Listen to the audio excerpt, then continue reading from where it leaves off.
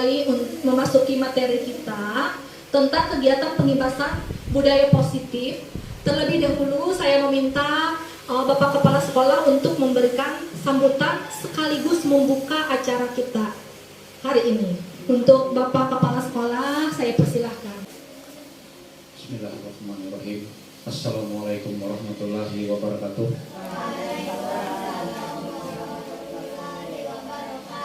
Terima kasih atas waktu dan kesempatan yang telah diberikan kepada saya.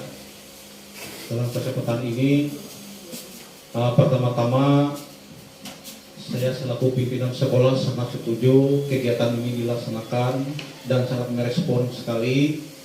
Dan juga saya harapkan kepada Bapak Ibu Guru serta anak didik sekalian, mari kegiatan ini kita sama-sama mengikutinya dengan seksama sampai akhir nanti. Kegiatan ini gunanya untuk pengembangan kegiatan Ibu Siti Rahimah dalam rangka kegiatan pengibasan tentang budaya positif di SD Negeri Hilir Sepel ini. Jadi untuk itu saya sekali lagi sebagai pimpinan sekolah ini sangat mendukung sekali kegiatan ini. Tentunya ke depannya untuk kita semua. Jadi bukan hanya untuk Ibu Siti Rahimah saja, mungkin untuk kita semua. Saya rasa kegiatan ini saya buka secara resmi. Assalamualaikum warahmatullahi wabarakatuh. Assalamualaikum warahmatullahi wabarakatuh.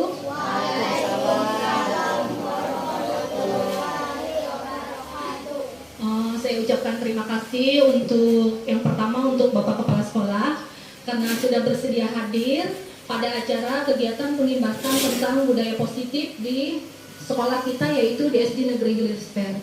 Terima kasih juga buat rekan-rekan sejawat karena sudah bersedia hadir untuk mendengarkan pengibasan tentang budaya positif ini. Dan untuk murid-murid Ibu mewakili dari setiap kelasnya, Ibu ucapkan terima kasih karena sudah bersedia datang dan mendengarkan penjelasan Ibu tentang budaya positif. Kita langsung masuk materi sajalah. Di sini latar belakang kegiatan yaitu sebagai calon guru penggerak setelah mengikuti pendidikan melalui materi modul 1.4 yaitu tentang budaya positif, maka kami diwajibkan untuk melakukan pengimbasan terkait cakupan materi pada modul 1.4 yaitu tentang budaya positif yang ada di sekolahan. Yang pertama yaitu materinya yaitu disiplin positif dan nilai-nilai kebajikan yang universal. Nah, budaya positif itu merupakan perwujudan dari nilai-nilai atau keyakinan universal yang diterapkan di sekolah. Budaya positif diawali dengan perubahan paradigma tentang teori kontrol. Selama ini barangkali kita sebagai guru merasa berkewajiban untuk mengontrol perilaku siswa agar memiliki perilaku yang guru harapkan. Nah, teori kontrol ini meliputi ada dari Dr. William, terus kontrol terapi, sampai ilusi bahwa orang dewasa memiliki hak untuk memaksa. Nah, ilusi guru mengontrol murid. Pada dasarnya kita tidak dapat memaksa murid untuk berbuat sesuatu jikalau murid tersebut memilih untuk tidak melakukannya. Jadi kita tidak bisa memaksa murid sesuai dengan yang kita inginkan. Walaupun tampaknya guru sedang mengontrol perilaku murid, hal demikian terjadi karena murid sedang mengizinkan dirinya dikontrol. Misalnya kan murid itu mau mendengarkan apa yang kita katakan itu karena dirinya yang mengizinkan dirinya untuk dikontrol. Nah, saat itu bentuk kontrol guru menjadi kebutuhan dasar yang dipilih murid tersebut. Nah, teori kontrol yang menyatakan bahwa semua perilaku memiliki tujuan bahkan terhadap perilaku yang disukainya. Yang kedua yaitu ilusi bahwa semua penguatan positif efektif dan bermanfaat. Penguatan positif atau bujukan adalah bentuk-bentuk kontrol. Kita membujuk anak-anak kita supaya mereka diam di kelas, melakukan apa yang kita inginkan, itu merupakan bentuk-bentuk dari kontrol kita. Segala usaha untuk mempengaruhi murid agar mengulangi suatu perilaku tertentu adalah suatu usaha untuk mengontrol murid tersebut. Dalam jangka waktu tertentu, kemungkinan murid tersebut akan menyadarinya dan mencoba untuk menolak bujukan kita, atau bisa jadi murid tersebut menjadi tergantung pada pendapat sang guru untuk berusaha. Ilusi bahwa kritik dan membuat orang merasa bersalah dapat menguatkan karakter. Menggunakan kritik dan rasa bersalah untuk mengontrol murid menuju pada identitas gagal. Mereka belajar untuk merasa buruk tentang diri mereka. Mereka mengembangkan ideolog diri yang negatif. Kadangkala sulit bagi guru untuk mengidentifikasi bahwa mereka sedang melakukan perilaku ini. Karena seringkali guru cukup menggunakan suara yang halus untuk menyampaikan pesan yang negatif. Biasanya seperti itu kan yang kita tahu, dengan suara yang halus. Nah, ilusi bahwa orang dewasa memiliki hal untuk memaksa. Banyak orang dewasa yang percaya bahwa mereka memiliki tanggung jawab untuk membuat murid-murid berbuat hal-hal tertentu. Apapun yang dilakukan dapat diterima, itu menurut orang dewasa lah. Selama ada sebuah kemajuan berdasarkan sebuah pengukuran kinerja, pada saat itu pula orang dewasa akan menyadari bahwa perilaku memaksa tidak akan efektif untuk jangka waktu yang panjang dan sebuah hubungan permusuhan yang terbentuk. Jadi kita tidak bisa memaksa. Walaupun pada saat kita memaksa itu anak-anak kelihatan mematuhi, tetapi itu tidak bagus untuk jangka panjangnya. Disiplin. Nah, ketika kita mendengar kata disiplin, apa yang terbayang di benak kita semua? Apa yang terlintas di pikiran kita kalau misalnya kita mendengar kata-kata disiplin? Kalau kita mendengar kata-kata disiplin, pasti yang terlintas di benak kita adalah aturan atau apa. Nah, itu kalau kita mendengar kata-kata disiplin. Nah, di sini Bapak Pendidikan Ki Hajar Dewantara menyatakan bahwa di mana ada kemerdekaan, disitulah harus ada disiplin yang kuat. Sungguh pun disiplin itu bersifat self disiplin, yaitu kita sendiri yang mewajibkan kita dengan sekeras-kerasnya. Tetapi itu sama saja, sebab jikalau kita tidak cakup melakukan self disiplin, wajiblah penguasa lain mendisiplin diri kita. Penguasa atau pimpinan kita yang mendisiplinkan diri kita. Dan peraturan demikian itulah harus ada dalam suasana yang merdeka. Nah, itu menurut Bapak Ki Hajar Dewantara. Pemikiran Ki Hajar ini sejalan dengan pandangan Dian Goldstein, menyatakan bahwa arti dari kata disiplin berasal dari bahasa Latin disiplin, yang artinya belajar. Kata disiplin juga berasal dari akar kata yang sama dengan disiplin atau murid atau pengikut. Untuk menjadi seorang murid atau pengikut, seseorang harus paham betul alasan mengapa mereka mengikuti suatu aliran atau ajaran tertentu, sehingga motivasi yang terbangun adalah motivasi intrinsik, bukan ekstrinsik. Dengan kata lain, seorang yang memiliki disiplin diri berarti mereka bisa bertanggung jawab terhadap apa yang dilakukan, karena mereka berdasarkan tindakan mereka pada nilai-nilai kebajikan universal. Dalam hal ini, Ki Hajar Dewantara menyatakan, sebagai pendidik, tujuan kita adalah menciptakan anak-anak yang memiliki disiplin diri sehingga mereka bisa berperilaku dengan mengacu pada nilai-nilai kebajikan universal, memiliki motivasi intrinsik bukan ekstrinsik. Nilai-nilai kebajikan. Ki Hajar Dewantara dan Dian Goldstein, kedua pakar pendidikan, mengartikan disiplin sebagai bentuk kontrol diri, yaitu belajar untuk kontrol diri agar dapat mencapai suatu tujuan mulia. Tujuan mulia di sini mengacu pada nilai-nilai atau prinsip-prinsip mulia yang dianut seseorang. Kita menamakan nilai-nilai tersebut sebagai nilai-nilai kebajikan virtual yang universal. Nilai-nilai kebajikan adalah sifat-sifat positif yang merupakan tujuan mulia yang ingin dicapai setiap individu, seperti yang telah dikemukakan oleh Dr. William Glasser pada teori kontrol tahun 1984. Beliau menyatakan bahwa setiap perbuatan memiliki suatu tujuan. Dan selanjutnya, Dian Goldstein tahun 1998 mengemukakan bahwa dengan mengaitkan nilai-nilai kebajikan yang diyakini seseorang, maka motivasi intrinsiknya akan terbangun, sehingga menggerakkan motivasi dari dalam untuk dapat mencapai tujuan mulia yang diinginkan. Nah, nilai-nilai kebajikan dari enam institusi atau organisasi, contohnya yaitu ada kesepakatan dan keyakinan kelas yang dijabarkan dari nilai-nilai kebajikan. Nah, di sini ada perbedaan antara kesepakatan kelas dan juga dengan keyakinan kelas. Nah, di sini yang termasuk kesepakatan kelas itu masuk kelas tepat waktu. Itu merupakan contoh kesepakatan kelas. Sementara kalau keyakinan kelas selalu menjaga kebersihan kelas dan halaman sekolah. Yang kedua, melaksanakan piket sesuai jadwal, tidak bertengkar dengan teman, tidak boleh bermain HP kecuali seizin guru. Kalau mau keluar kelas izin dengan guru, saat guru menjelaskan jangan ribut. Kalau mau bertanya angkat tangan terlebih dahulu, jangan langsung bertanya. Jangan membuang sampah sembarangan. Itu merupakan contoh-contoh dari kesepakatan kelas. Sementara kalau keyakinan kelas itu contohnya itu saling menghargai dan menghormati, meningkatkan disiplin, membudayakan membaca, bekerja sama, saling tolong-menolong dan bergotong royong, mengambil keputusan dengan musyawarah dan semangat belajar. Itu merupakan keyakinan hal kelas yang harus kita bangun dan harus ada kalau bisa di sekolah kita. Nah, kita masuk pada materi yang kedua, yaitu teori motivasi, hukuman dan penghargaan restitusi. Motivasi perilaku manusia. Nah, mari kita tanyakan ke diri kita sendiri, bagaimana perilaku? Mengapa kita melakukan segala sesuatu? Apakah kita melakukan sesuatu karena adanya dorongan dari lingkungan atau dorongan yang lain? Terkadang kita melakukan sesuatu karena kita menghindari rasa sakit atau ketidaknyamanan. Itu yang biasa kita lakukan. Terkadang kita juga melakukan sesuatu untuk mendapatkan yang kita inginkan.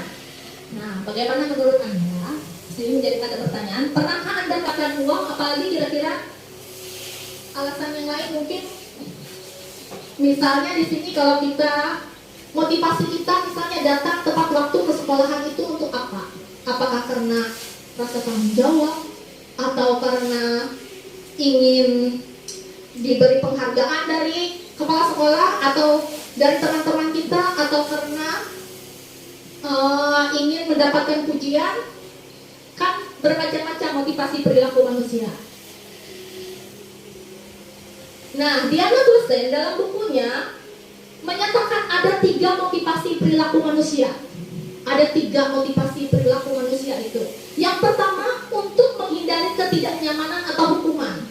Bisa jadi datang ke sekolahan itu tepat waktu karena merasa tidak untuk menghindari ketidaknyamanan atau menghindari hukuman. Terus yang kedua, untuk mendapatkan imbalan atau penghargaan dari orang lain.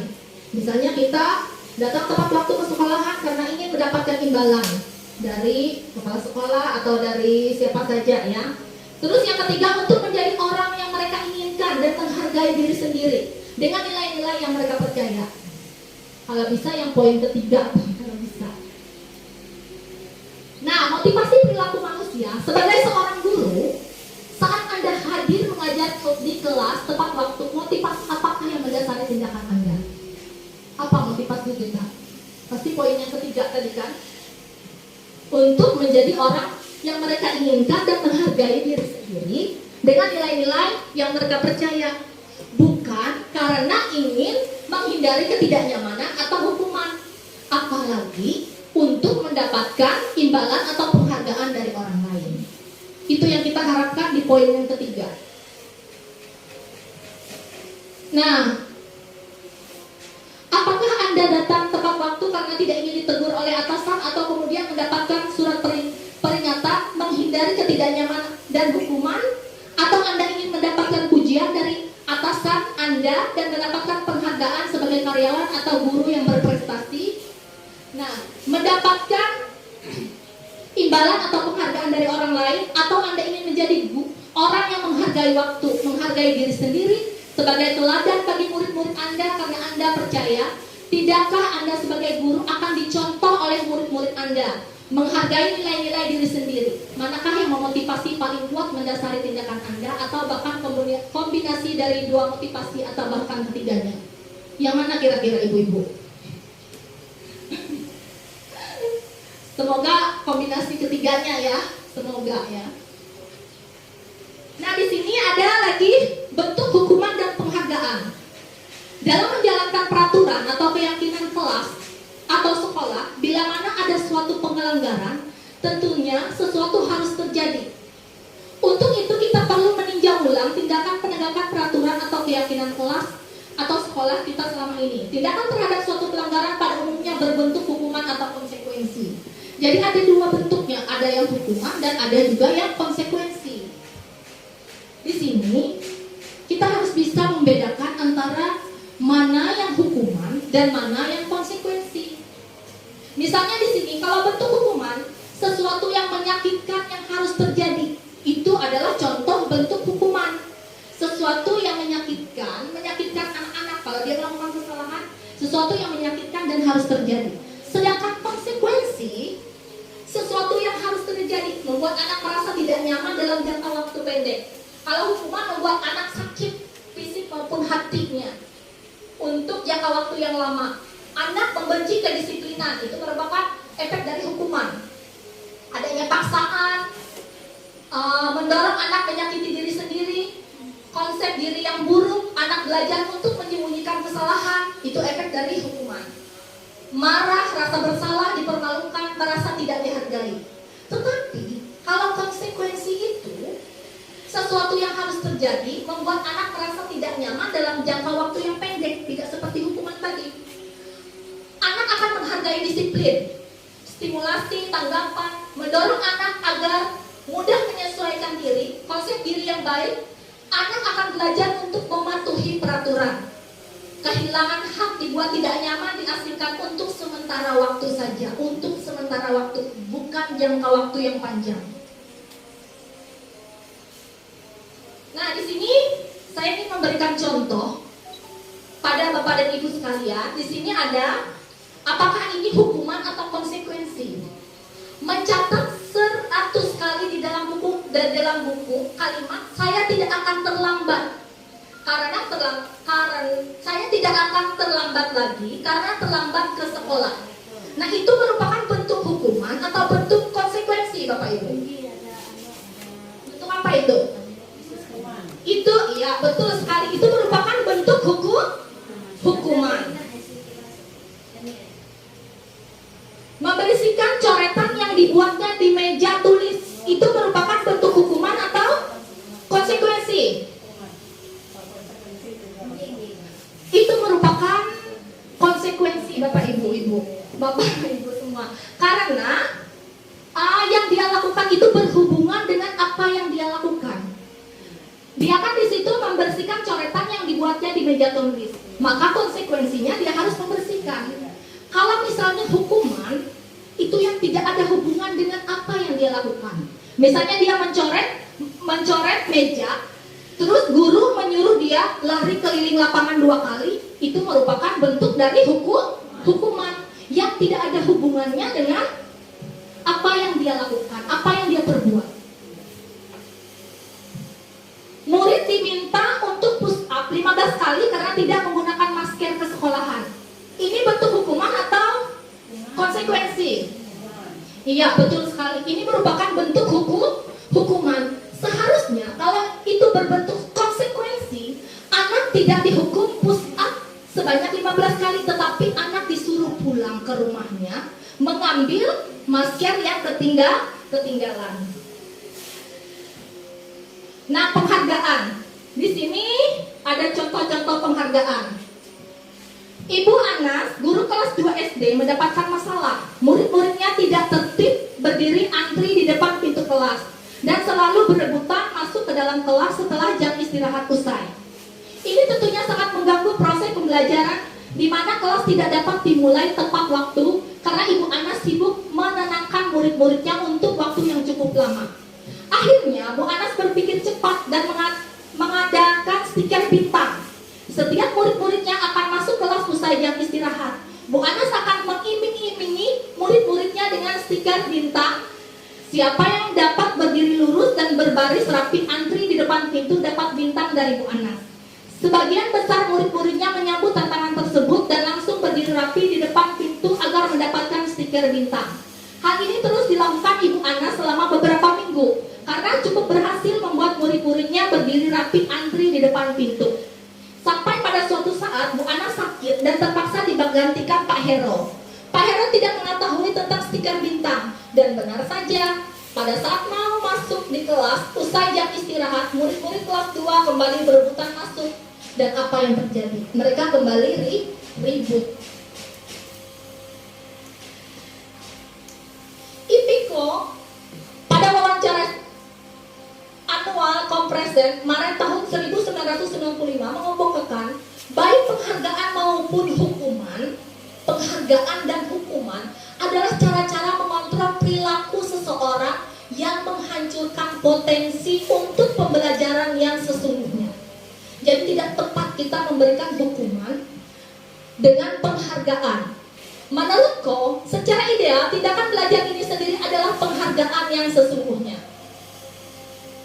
Nah, jadi kalau bisa kita sebagai guru tidak perlu memberikan penghargaan. Misalnya kalau kamu tidak ribut nanti ibu berikan ini diiming-imingi, itu adalah bentuk penghargaan. Karena bentuk penghargaan itu merupakan, kalau kata IPIKO, menghancurkan potensi untuk pembelajaran yang sesungguhnya. Nah, seperti itu. Kita lanjut ke materi yang ketiga, yaitu kebutuhan dasar manusia. Dasar manusia itu yang pertama yaitu kebutuhan bertahan hidup. Kebutuhan bertahan hidup adalah kebutuhan yang bersifat psikologis untuk bertahan hidup, misalnya kesehatan, rumah, dan makanan. Kebutuhan biologis sebagai bagian dari proses reproduksi, termasuk kebutuhan untuk tetap bertahan hidup. Nah, di sini sekolah diantaranya adalah kebutuhan bertahan hidup. Yang pertama, contohnya di sini yang tentang kebutuhan bertahan hidup, yaitu mengapa ada murid terlambat masuk sekolah. Ketika ditanya, ia membantu orang tuanya berjualan terlebih dahulu. Kebutuhan bertahan hidup apa yang sedang dipenuhi anak tersebut?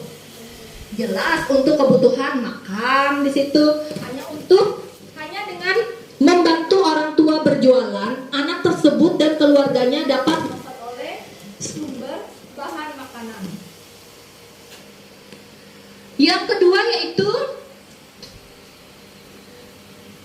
kebutuhan akan kasih sayang dan rasa diterima. Kebutuhan untuk diterima. Kebutuhan ini dan tiga kebutuhan berikutnya adalah kebutuhan psikologis. Kebutuhan untuk disayangi dan diterima meliputi kebutuhan akan hubungan dan koneksi sosial. Kebutuhan untuk memberi dan menerima kasih sayang, dan kebutuhan untuk merasa menjadi bagian dari suatu kelompok. Kebutuhan ini juga meliputi keinginan untuk tetap terhubung dengan orang lain, seperti teman, keluarga, pasangan hidup, teman kerja, binatang peliharaan, dan kelompok di mana kita tergabung. Nah, itu kebutuhan yang kedua. Yang ketiga yaitu penguasaan atau kebutuhan pengakuan atas kemampuan.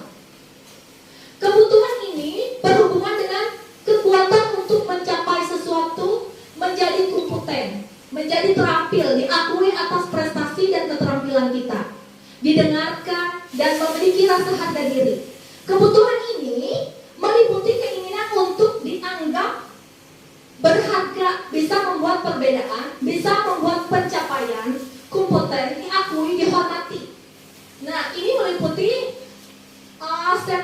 sistem dengan keinginan untuk meninggalkan pengaruh. Anak-anak yang memiliki kebutuhan dasar akan penguasaan yang tinggi biasanya selalu ingin menjadi pemimpin. Nah, kalau ada anak yang memiliki kebutuhan penguasaan ini, mereka biasanya ingin menjadi pemimpin. Mereka juga suka mengamati sebelum mencoba hal baru dan merasa kecewa bila melakukan kesalahan. Mereka juga biasanya rapi dan sistematik dan selalu ingin mencapai yang terbaik. Yang keempat yaitu kebutuhan akan pilihan. Kebutuhan untuk bebas adalah kebutuhan akan kemandirian, otonomi, memiliki pilihan, dan mampu mengendalikan arah hidup seseorang. Anak-anak dengan kebutuhan kebebasan yang tinggi menginginkan pilihan. Mereka perlu banyak bergerak, suka mencoba-coba, tidak terlalu terpengaruh dengan orang lain, dan senang mencoba hal-hal yang menarik. Yang berikutnya adalah kebutuhan akan kesenangan. Anak-anak itu biasanya ada memiliki kebutuhan akan kesenangan.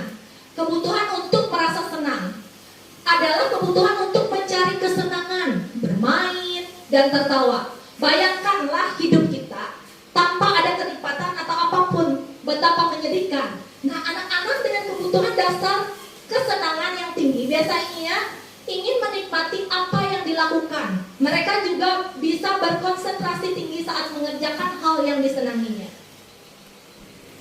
Menyaksikan video berikut ini, ada video.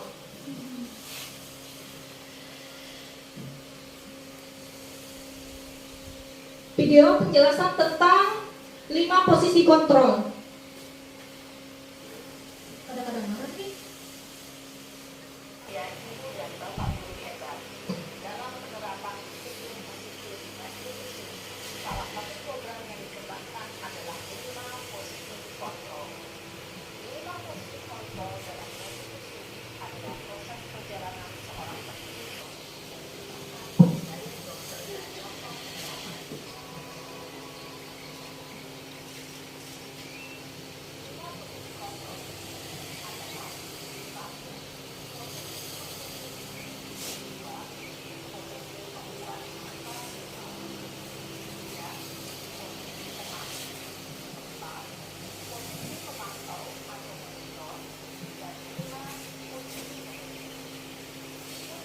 Dalam teori kontrol, Dr. William Glasser, dosen berkesimpulan ada 5 posisi kontrol yang diterapkan seorang guru, orang tua ataupun atasan dalam melakukan kontrol. Kelima posisi kontrol tersebut adalah yang pertama sebagai penghukum, yang kedua yaitu sebagai pembuat rasa bersalah, yang ketiga sebagai teman, posisi kontrol kita itu sebagai teman, yang keempat itu adalah sebagai pemantau, dan yang kelima yaitu sebagai manajer.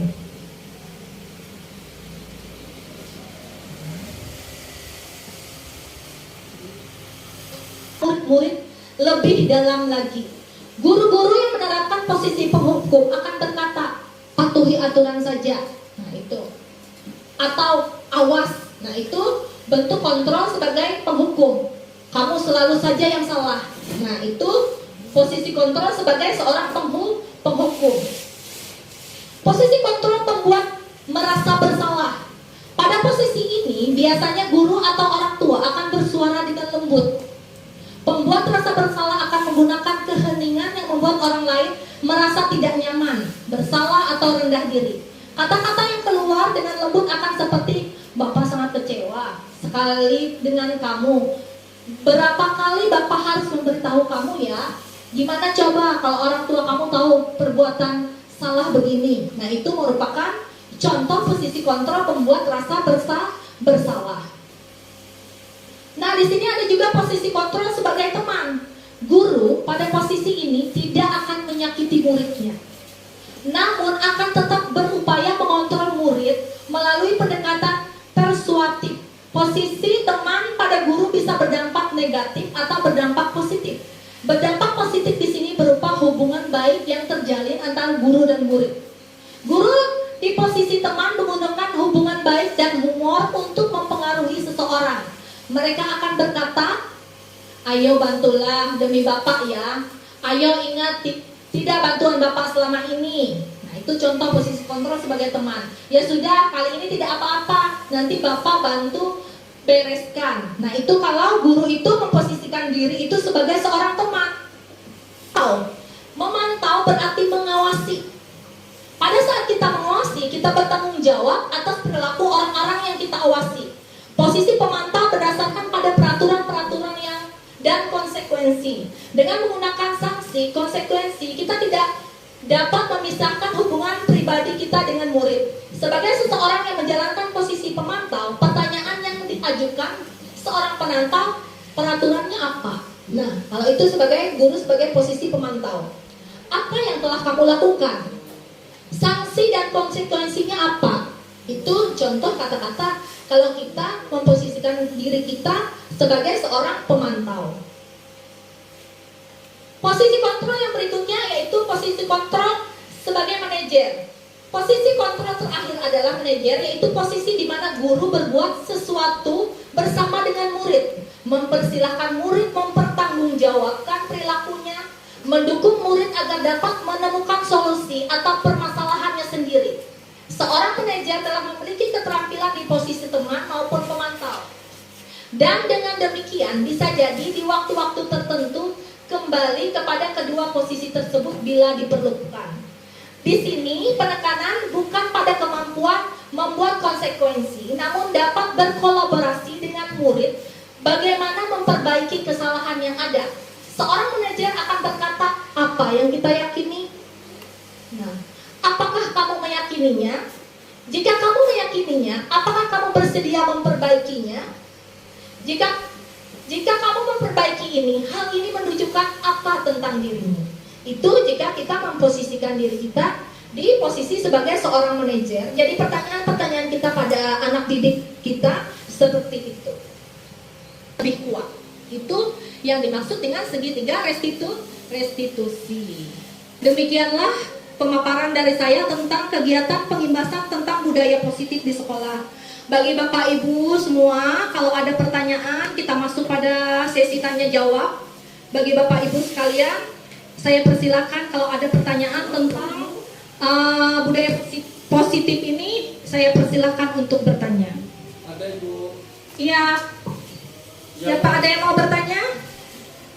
Pak Anton, pakai mic. Mohon izin untuk bertanya Bu Siti Rohimah. Tunggu Pak Anton.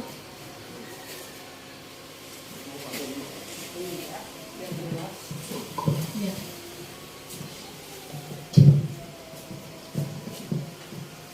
Mohon izin Ibu Siti Rohimah, Iya. ada yang ingin saya tanyakan. Di saat seperti apakah kita dapat mempraktekkan atau menggunakan langkah-langkah restitusi? Mohon penjelasannya. Terima kasih. Iya, terima kasih Pak Anton untuk pertanyaannya. Bagi ibu-ibu yang lain, apakah ada yang ingin bertanya atau kita jawab dulu satu-satu atau kita langsung buka sesi pertanyaannya dulu terus kita jawab secara bersamaan nanti? Oh langsung, ada yang bertanya lagi? Ada yang ingin bertanya? Oh iya, ada Ibu Sabaria. Dipersilakan Ibu Sabaria untuk bertanya. Terima kasih atas kesempatan yang diberikan kepada saya untuk bertanya tentang budaya positif. Nah, yang ingin saya tanyakan di sini, bagaimana cara kita menghadapi sikap murid yang walaupun sudah ditegur, sudah dilakukan langkah-langkah restitusi, tetapi tetap mengulang kesalahannya. Itu banyak terjadi dengan murid kami itu. Terima kasih atas kesempatan yang diberikan. Terima kasih Ibu, Bapak Pak Anton dan Ibu Sabaria atas pertanyaannya. Ada lagi yang ingin bertanya? Ada lagi yang ingin bertanya?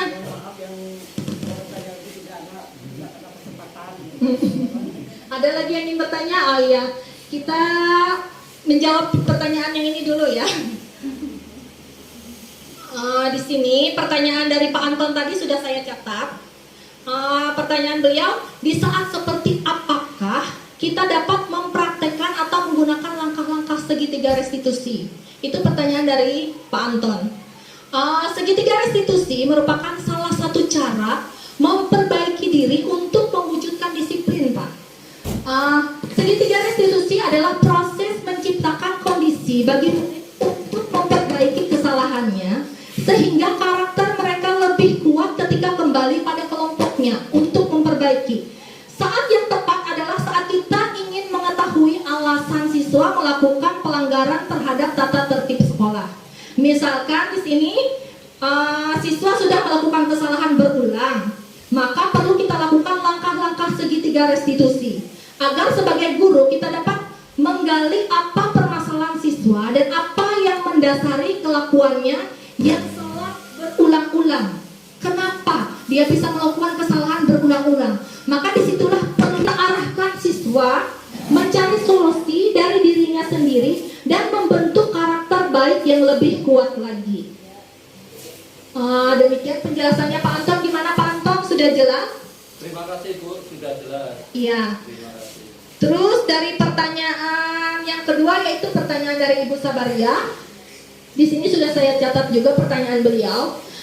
Bagaimana cara kita menghadapi sikap murid yang walaupun sudah ditegur, sudah dilakukan langkah-langkah segitiga restitusi, tetapi tetap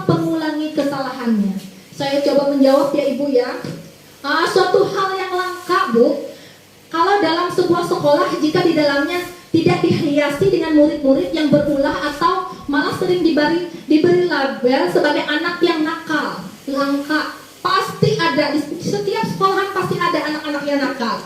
Hanya 1 atau 2 orang, dan tak jarang sekolah langsung memberikan hukuman berat kepada mereka, hukuman berat yang sama pada setiap kategori pelanggaran. Alih-alih menimbulkan efek jerak, mereka justru merasa sudah kebal dengan hukuman tersebut dan kembali mengulangi pelanggaran yang sama atau bahkan lebih parah. Nah, hingga bisa jadi karena sekedar mencari perhatian, merasa hukumannya tidak mempan, hingga bahkan mereka karena dendam akibat hukuman tersebut sebelumnya yang dirasa tidak adil baginya. Walaupun mungkin sudah dilakukan langkah-langkah segitiga restitusi, tetap saja mengulangi kesalahan. Beberapa hal yang menurut saya yang bisa kita coba. Yang pertama, kita harus konsisten dalam mengingatkan murid tersebut. Konsisten, harus terus-menerus kita ingatkan. Jangan bosan mengingatkan murid kita pada saat mereka melakukan kesalahan. Yang kedua, kalau di sini yaitu memberi hukuman yang sifatnya membangun siswa. Sifatnya membangun siswa, bukan membuat siswa itu merasa tertekan, tetapi kita memberi hukuman yang sifatnya membangun siswa. Misalnya, kita menghukum dengan cara menghafal perkalian, atau menghukum dengan cara menuliskan rangkuman materi dan lain-lain. Nah, hukuman seperti ini sikapnya membangun dan mendidik, bahkan berguna untuk mengingatkan murid materi pembelajarannya. Nah, yang ketiga yaitu tidak menimbulkan rasa hina dan permusuhan. Itu yang ketiga. Guru adalah sosok yang mendidik dan mengayomi muridnya. Oleh karena itu, guru merupakan sosok pengganti orang tua di dalam kelas, menjadi perantara orang tua dalam membina buah hati mereka, sehingga kita boleh menegur dan menjatuhi hukuman yang sesuai ketika dirasa bahwa murid sudah menyimpang dari ketentuan sekolah. Nah, pentingnya tetap menjaga hati murid dari rasa hina saat berjalannya suatu hukuman. Berikan ia hukuman atas kesalahan yang dilakukannya. Tidak perlu memberi alasan-alasan tambahan yang tidak selaras.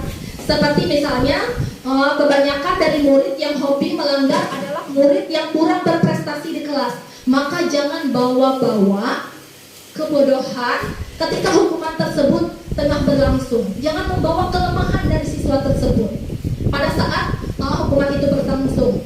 Jangan pernah mengatakan padanya tidak bosan melanggar, mending kita nilai bagus di kelas. Nah, jangan pernah kita sebagai seorang guru membawa-bawa kelemahan dari siswa kita. Nah, seperti itu Ibu Sabalia, jawaban dari pertanyaannya.